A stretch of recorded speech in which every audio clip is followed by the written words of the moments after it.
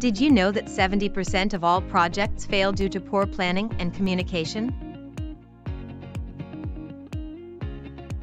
A detailed project report, or DPR, is an essential part of project management.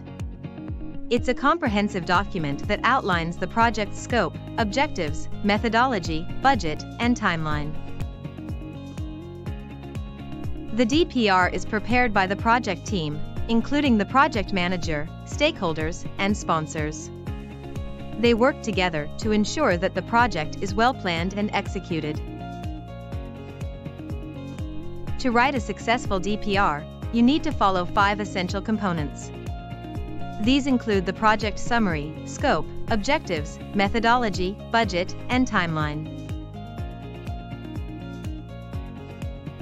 The methodology section is crucial as it outlines how the project will be executed.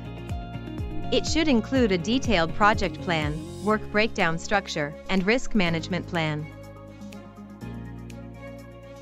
A DPR is different from a preliminary project report as it provides a more detailed and comprehensive analysis of the project.